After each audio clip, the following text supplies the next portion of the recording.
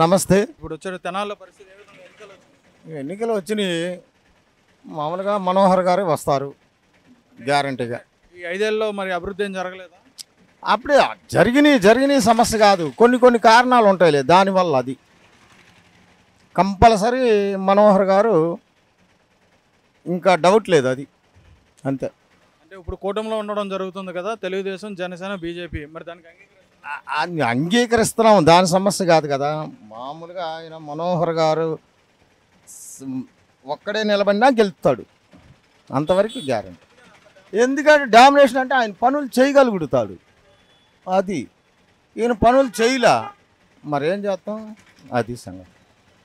ఇప్పుడు పైన రాష్ట్రంలో ఏ ప్రభుత్వం వస్తే డెవలప్ అవుతుందని చెప్పని అనుకుంటున్నారు? మన రాష్ట్రంలో తెలుగుదేశమే, అంతవరకు గ్యారంటీ.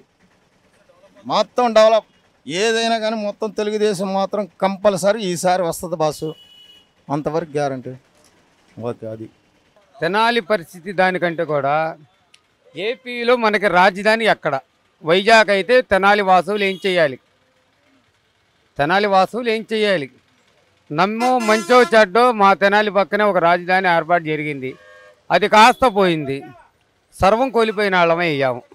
ఆ రాజధాని ఎవరు వచ్చారు అనేది కాదు, రాజధాని గుంటూరు జిల్లాలో అమరావతి అయితే అటు 6 జిల్లాలు ఇటు 6 జిల్లాలు సెంట్రల్లో రాజధాని ఉందంటే అన్ని ప్రాంతాలకు అభివృద్ధి చెందింది.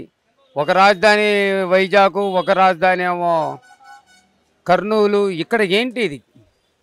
పిల్లలు ఏమైపోవాలి? చదువుకున్న పిల్లలు, ఒక ఫ్యాక్టరీ రాలేదు, ఒక మంచి చెడ్డ లేదు. తార్ రోడ్లు చూస్తే తార్ రోడ్లు ఇలాగుండే. మద్యపాన నిషేధం అన్నారు, అది పూర్తిగా అమలు కాలేదేమో కానీ అతి దారుణంగా తాగుడు ఎక్కువయింది. దాని గురించి వచ్చే ప్రభుత్వం, కూటమి ప్రభుత్వమైనా జగన్ గారి ప్రభుత్వమైనా, ఈ ఒక్కసారి దాని దృష్టి కొంచెం చూసి మంచి చేయాలని కోరుకుంటున్నాం. రోడ్ల పరిస్థితి వచ్చేసరికి పూర్తిగా అర్ధానంగా ఉంది ఏపీలో. కాలం ఇది ఇండియాలో ప్రథమ స్థానం తెనాలి, దానికి ఒక పేరుంది ఆంధ్ర ప్యారిస్ అని. ఎందుకంటే 3 కాలువలు ఉన్న ఊరు ఒక తెనాలి. ఈ కాలువల నుంచి చెన్నై దాకా వెళ్తాయి వాటర్. ఈ కాలువ ఉంది కదా, పడవల కాలువ అంటారు, ఇది నిజాంపట్నం కాలువ. ఇక్కడ నుంచి చేపల నుంచి చెన్నై దాకా వెళ్ళే పంట కాలువలకి ఆ కాలువల పరిస్థితి అర్ధానంగా ఉంది. దానితోటి మెయిన్ రోడ్డు, ఈ రోడ్లు లేవు. రోడ్ల మూలాన ఎంతోమందికి యాక్సిడెంట్లు అవ్వటం ఇవన్నీ జరుగుతున్నాయి. దానికి కొంచెం రోడ్లు ఒకటి, రాజధాని నిర్మాణం, అదొక్కటే మేము కోరుకుంటున్నాం. మేము మార్పు కోరుకుంటుంది. అది ఇక్కడ ఎవరు వచ్చారు అనేది ముఖ్యం కాదు, రాజధానికి ముఖ్యం కావాలి. ఆయన ఈయనైనా రావచ్చు, ఆయనైనా రావచ్చు, ఇంకొక ఎమ్మెల్యే అయినా రావచ్చు, ఇంకో మంత్రి అయినా. రాజధాని అనేది గుంటూరు జిల్లాలో మా అమరావతిలో పెడితే మా లాంటి వాళ్ళందరికీ సంతోషం. మాకు సెంటు స్థలం లేకపోయినా మా ఊరు పక్కన రాజధాని ఉందనేది గర్వంగా చెప్పుకుంటాం.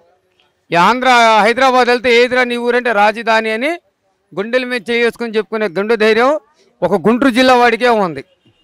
ఆ జిల్లా వాడికి న్యాయం చేయమని కోరుతున్నాం, అంతే. Okay, thank you sir. అవతలేదు, ఏడవుతుంది, ఎక్కడ వేసింది. పథకాలన్నీ ఇస్తున్నారు కదా, మరి పిల్లలకి అమ్మఒడి అన్ని పథకాలన్నీ కూడా ఇస్తున్నా, 100% నెరవేరు. ఎక్కడన్నా ఎన్ని పథకాలు ఆపేశారు, ఆడిచ్చారు? లేదుగా. ఇప్పుడు అమ్మఒడైనా సరే సగమే ఇస్తుంది, అవ్వలేదు కన్నా. మద్యపాన నిషేధం అన్నాడు, ఎక్కడుందన్న? నార్త్ సరుకు వచ్చింది కానీ ప్రాణాలు కోల్పోతున్నారు, కానీ ఎక్కడొచ్చింది? విదేశీ విద్య అన్నాడు, అంబేద్కర్ గారి పేరు తీసేసి ఆయన పేరు పెట్టుకున్నారు.